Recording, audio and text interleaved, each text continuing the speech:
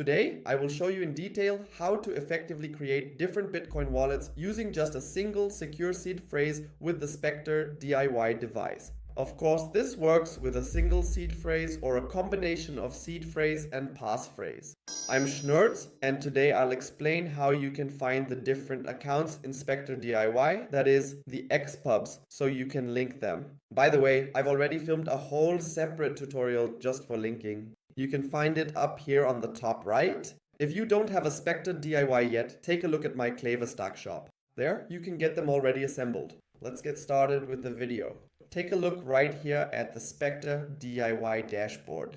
That means we've already entered our seed phrase and passphrase. So, consequently, we don't actually need them anymore, not at this particular moment in time. As we have already come to know and understand, within the Specter DIY interface, if we navigate to the Master Public Keys section and then proceed to the single key option, we are indeed able to conveniently display the extended public key, or XPub, specifically for native SegWit. And that, in essence, constitutes the standard and established procedure for this particular operation. I've also covered that again in the video I mentioned earlier.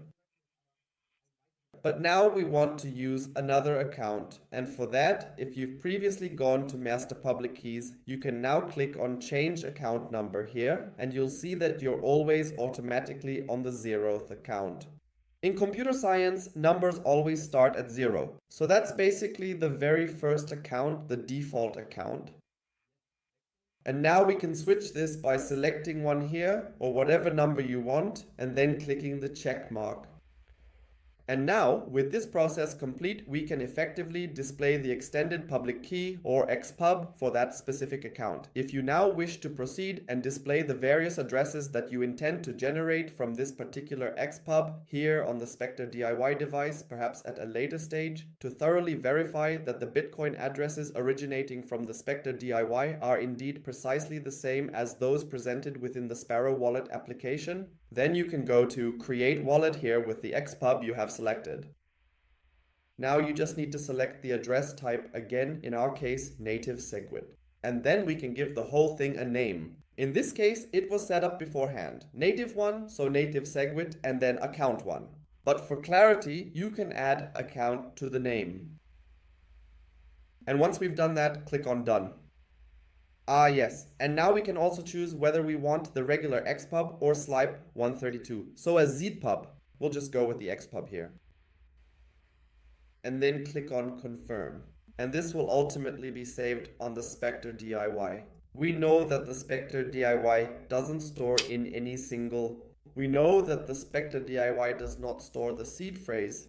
It is always and exclusively only handled within the volatile memory, specifically in RAM, and is absolutely not permanently stored on the Specter DIY device itself. In this particular case, however, we have intentionally saved the extended public key, or XPub, directly onto the Specter DIY. This was done simply because it makes subsequent operations and overall management significantly much more straightforward and considerably more manageable. This eliminates the need to repeatedly perform the exact same step I just demonstrated, and showed you every single time we wish to gain access to another distinct account or a different wallet derived from our primary seed phrase combination, and you can now readily locate and find this specific wallet if you navigate back here to the Wallets section.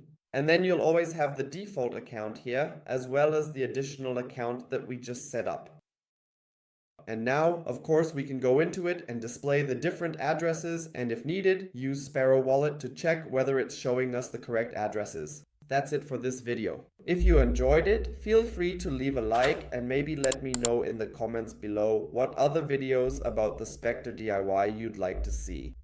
By the way, here you'll now see the video on how to link the XPub with the Sparrow Wallet, and below that there's another explainer video about the XPub.